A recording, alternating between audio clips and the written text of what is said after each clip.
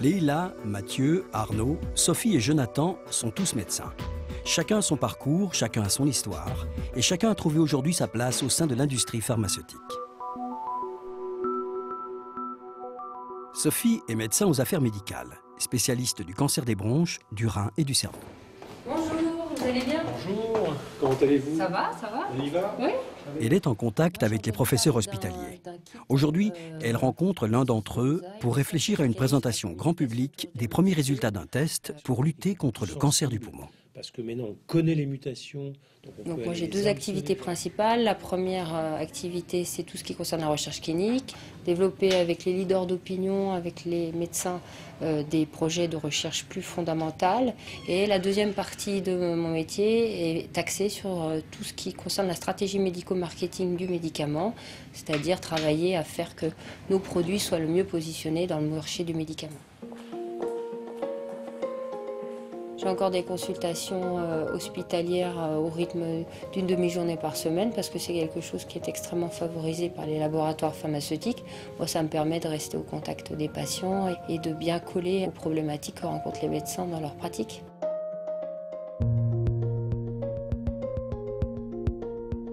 À la croisée de tous les services du laboratoire, Sophie et son équipe de 4 médecins sont garants de l'expertise médicale des produits dont ils ont la charge. On travaille en interaction avec beaucoup de départements. On est en étroite collaboration avec le marketing. Donc il faut aussi jouer le jeu, parce que c'est pas parce que la finalité d'une industrie, c'est vendre des médicaments, que notre travail n'est pas éthique. Et ça, on le comprend mieux une fois qu'on est dans l'industrie. C'est dans cet état d'esprit qu'ont lieu les réunions avec le marketing. C'est le moment de s'accorder entre plan de communication et préoccupations médicales. On sait que la survie globale dans les essais, c'est sans doute... Mon métier me plaît parce que d'abord, j'ai toujours le sentiment d'être médecin avant tout. Même si je suis plus éloignée des patients, j'ai toujours profondément cette fonction. Après, dans mon métier actuel, ce qui me plaît particulièrement, c'est la diversité de ce métier, la diversité des interlocuteurs, l'ouverture à l'international. Ce sont toutes ces raisons-là qui font que j'aime particulièrement mon travail.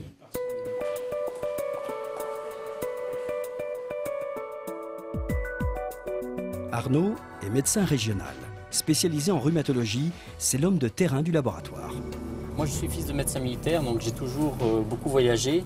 Et c'est vrai qu'aujourd'hui, le fait de travailler dans l'industrie pharmaceutique me permet de continuer à bouger comme ça. C'est vrai que je ne me voyais pas poser ma plaque en médecine générale et rester installé toute ma vie au même endroit.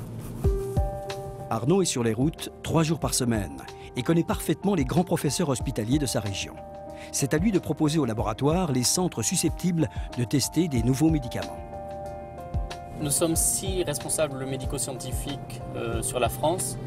En ce qui concerne mon secteur, moi je travaille sur une vingtaine d'hôpitaux généraux et 5 centres hospitaliers universitaires. C'est moi qui choisis les centres dans lesquels je dois travailler en fonction de l'intérêt que cela représente. Justement, Arnaud a rendez-vous au centre hospitalier universitaire de Bordeaux pour faire le point sur les résultats à 3 mois d'un nouveau produit traitant la polyarthrite rhumatoïde. Au début, quand je suis rentré dans l'industrie pharmaceutique, le contact avec les patients clairement me manquait. Et c'est vrai qu'au fil du temps, la relation qui s'est tissée avec les experts médicaux fait qu'aujourd'hui, ce manque du patient s'est estompé. C'est un environnement qui est très stimulant intellectuellement et j'avoue que le plaisir du métier passe par là aussi. Arnaud est sur le terrain auprès des médecins, mais c'est aussi son rôle de faire la formation des visiteurs médicaux. Le médecin régional se transforme en pédagogue. Le métier de médecin régional est un métier extrêmement varié et à l'intérieur du laboratoire, on a beaucoup de possibilités d'évolution.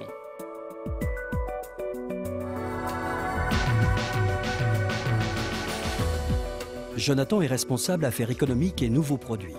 Il a une fonction tout aussi fondamentale au sein de son laboratoire. C'est lui qui va permettre de faire vivre le médicament en obtenant son remboursement.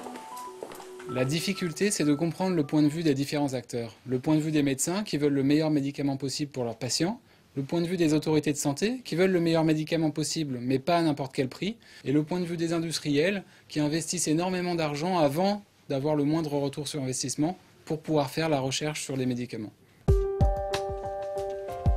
Mon quotidien, c'est de travailler avec les équipes de recherche clinique afin de m'assurer que les études mettent en évidence le bénéfice apporté par le nouveau médicament. Pour l'aider à bâtir ses dossiers, Jonathan a une équipe de 3 pharmaciens et d'un médecin. Avec le traitement, le contrôle glycémie est bon.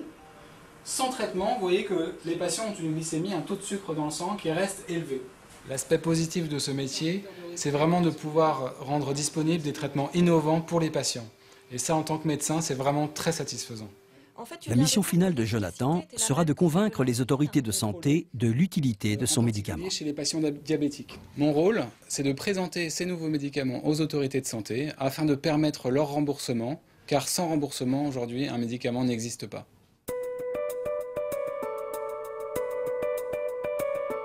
Leïla est médecin pharmacovigilance. Elle est chargée de surveiller tous les effets des médicaments qui sont en essai clinique ou qui sont déjà sur le marché.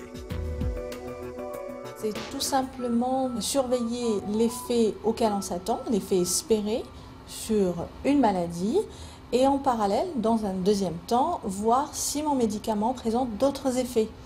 Donc ça peut être des effets bénéfiques comme ça peut être des effets indésirables, des effets secondaires. Nous, on est en contact avec des médecins qui sont sur le terrain, qui prescrivent notre médicament et qui nous signalent un effet secondaire par rapport à ce médicament.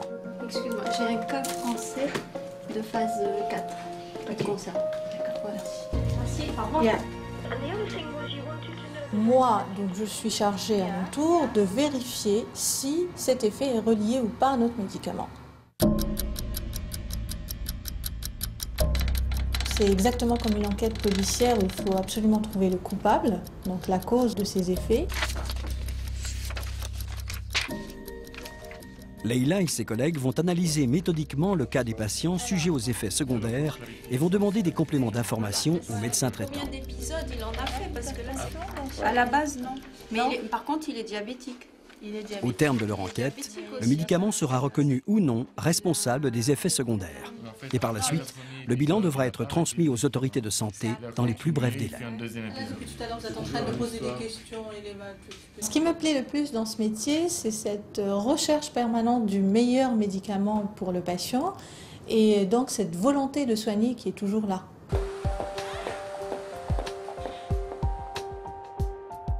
Mathieu est médecin dans le service marketing-vente. Son job, c'est permettre à l'entreprise de faire les bons choix.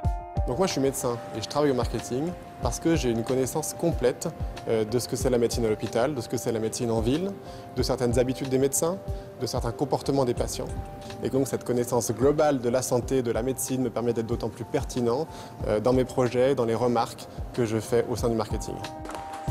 Mathieu doit tout savoir, tout analyser et tout comprendre. Les données épidémiologiques, les durées de traitement, les données réglementaires et financières.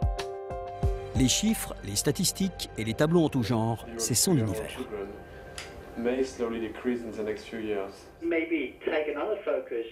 L'essentiel, c'est de faire parler ces chiffres, de leur donner un sens.